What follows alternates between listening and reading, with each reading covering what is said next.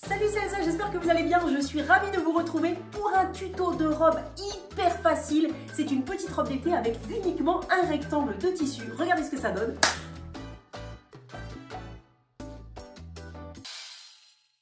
On a besoin de deux mesures. La première, c'est le tour de hanche qu'on prend en mettant le ruban bien parallèle. Et puis, on va prendre aussi la hauteur de la robe. Donc, regardez jusqu'où vous voulez que ça aille.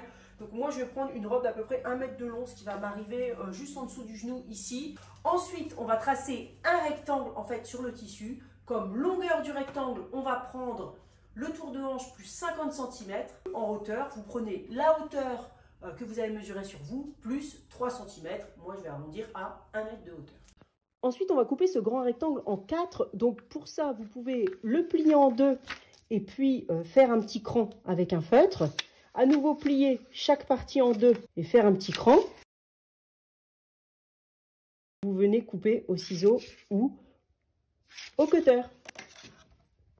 On va prendre deux des rectangles. Attention, si on a un sens ici, par exemple j'ai des oiseaux, il faut qu'ils soient dans le bon sens évidemment. Ce serait un peu bizarre s'ils sont la tête en bas. Et puis ici, donc ici ça va être l'encolure devant, on va décolleter en faisant un triangle de chaque côté. Alors je vais prendre ici 12 cm. On peut marquer par exemple avec un pilote friction ou une craie. Moi, je prends un feutre qui s'efface après parce qu'on voit mieux à la caméra. Et ici, en hauteur, on va prendre 20 cm. Et je vais tracer le triangle. Je vais venir le découper au ciseau ou au cutter.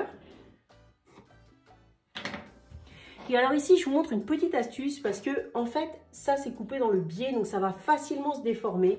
Donc si vous avez chez vous du droit fil ou des petites chutes de thermocollant, si vous êtes débutant, vous ne savez pas ce que c'est, bah, c'est pas grave, hein, laissez tomber cette étape. Mais si vous avez des petites chutes de thermocollant de 1 cm, vous pouvez venir en coller un au fer, en fait, le long du bord. Ça va permettre comme ça de le stabiliser en fait et ce sera plus simple après à coudre. Une fois qu'on a fait ça avec nos deux devants, on va prendre maintenant nos deux rectangles qui vont être le dos et on va venir faire la même chose, mais pas de la même profondeur pour le décolleté. Donc 12 cm ici à l'encolure et on va décolleter seulement de 10 cm et on va tracer les triangles.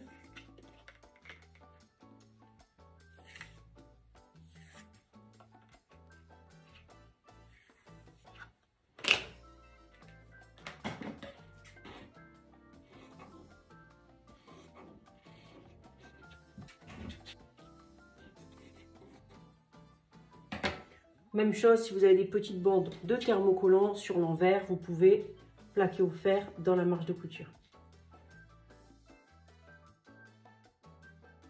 Maintenant, on va surfiler alors presque tous les bords, donc tous les bords sauf celui du bas. Comment on reconnaît celui du bas? C'est celui qui est pas du côté de l'encolure. L'encolure, c'est là où on a coupé un petit coin.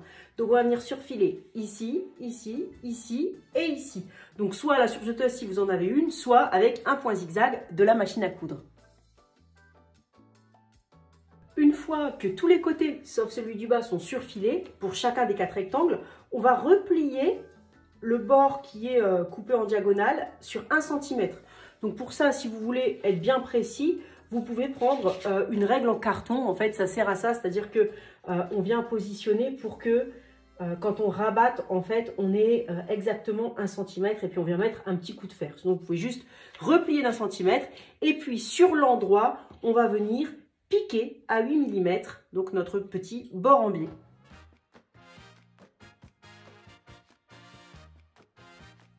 Une fois qu'on a cousu les 4 bords qui sont comme ça coupés en diagonale, on va venir prendre par exemple les deux dos. On va faire pareil après avec les deux devants. On va les épingler endroit contre endroit.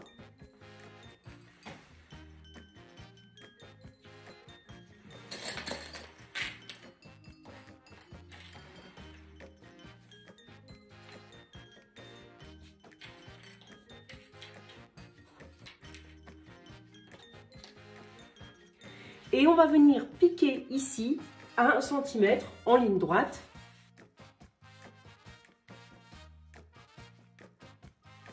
Ensuite, on va ouvrir les coutures au fer. On va bien sûr faire pareil avec les deux devants. Une fois qu'on a piqué le milieu dos et le milieu devant, on prend le dos avec l'endroit vers nous. On vient mettre au-dessus le devant, donc ils sont endroit contre endroit, et on vient assembler les épaules. Je vais venir mettre des petits clips. Et puis ensuite, de la même façon, c'est tout simple, on va venir piquer chacune des épaules.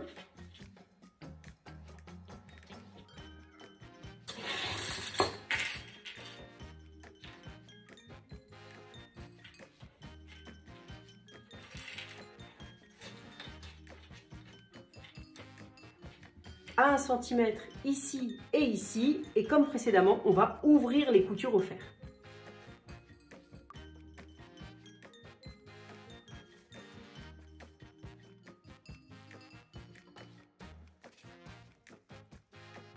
Ensuite, on vient plier la robe endroit contre endroit. Donc là, j'ai le dos en dessous.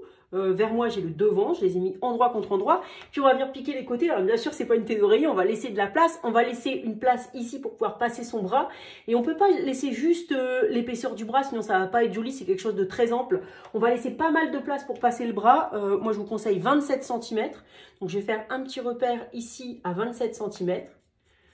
Donc ici, je ne coupe pas, c'est là où je mettrai mon bras. Je commence à coudre ici. Et puis si vous le souhaitez et que vous avez fait une robe longue comme moi, vous pouvez laisser des fentes sur le côté en bas. Ça va être bien pour avoir de l'aisance pour marcher. Après, si vous faites une petite robe courte, c'est pas la peine. Mais si votre robe est longue, on va laisser des fentes. Donc par exemple, ici, je vais laisser 20 ou 25 cm. Donc je vais laisser 20 cm. Voilà. Et je vais venir piquer entre les deux repères, en ligne droite à 1 cm de chaque côté, bien sûr, de la robe. Je vais le faire aussi après de l'autre côté. Donc là, on a notre piqûre entre nos deux repères. Au fer à repasser, on a replié d'1 centimètre les deux bords de la fente et tout autour de l'emmanchure. Voilà, les deux côtés. Et puis, sur le haut, ici, c'est l'endroit où on va passer le bras. Je vais faire la même chose. Je vais venir faire un petit repli tout autour d'1 centimètre au fer à repasser.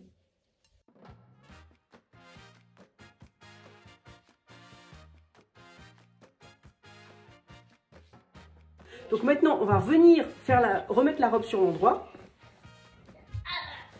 Et on va piquer. Donc ici, j'ai la fente. Donc je vais venir piquer les deux bords. Donc je vais piquer là. Là, je tourne. Et là, je vais piquer ici. Et puis, tout autour de l'emmanchure, on va faire la même chose. On peut commencer du dessous du bras. Comme ça, le début de la couture ne se verra pas trop. Et on fait tout le tour à peu près 8 mm. Voilà. Et on fera évidemment la même chose de l'autre côté.